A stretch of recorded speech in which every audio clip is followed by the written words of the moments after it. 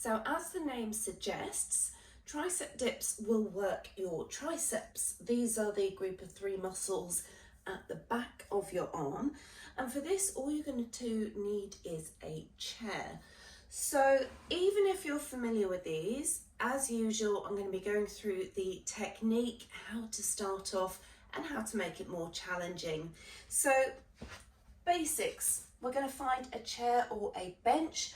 You want it about knee height or below if you can. And we're just going to take the hands either side of our bum.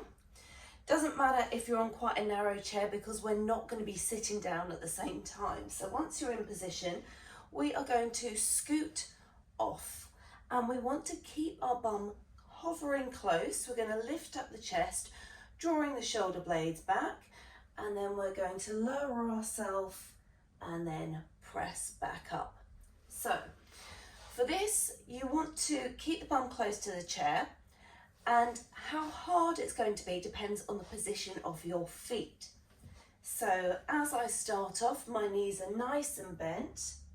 I've got my heels pressed into the floor. You could actually have the feet flat here. As you're coming up, you're coming back to straighten your arms, and you want to go down as far as it feels comfortable. The limiting factor there is often going to be the shoulders. So if you want to make this more challenging, if that feels okay, then what you can do is move the feet further away from the chair. Now what you want to make sure is that you're keeping that bum close. It's very easy to take the legs out and take the arms out. That's not going to make it harder. So we want to keep the bum close and then come back up. As you're measuring your progress, it might be a good idea to make sure you're in the same position and have some kind of marker so you can measure where your feet are going out. Eventually, you can come into a straight leg position again, lifting the chest, keeping that gaze straight ahead. If you have your head down, it encourages you to round your upper body. And we always want to keep a nice neutral head, saves on any kind of neck ache. So if you're ready to take it up to the next stage, what you can do is go for a 1 leg option. For this, you'd need to make sure that there is a slight bend in the knee. This way, try not to sit all the way down, but this way you're going to have more weight on the upper body.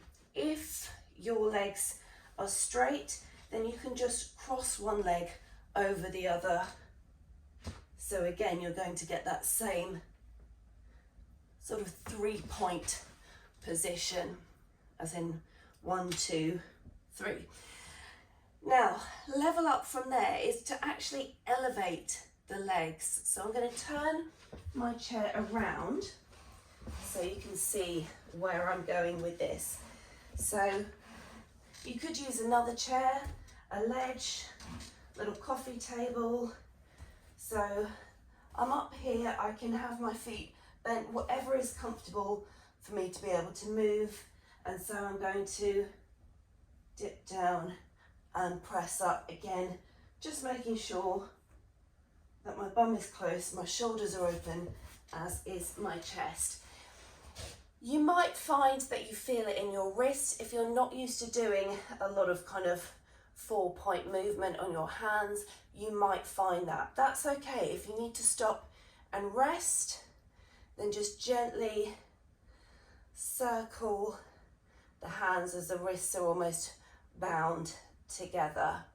So those are your tricep dips. Generally, I like to do these in sets of 10, going for 2 to 3 sets, and they're great for building that tricep muscle. Remember, if you're wanting to tone this area, this is going to build muscle. Nothing is going to spot reduce fat.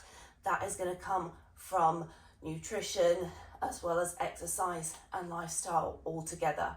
So enjoy those. Let me know how you get on.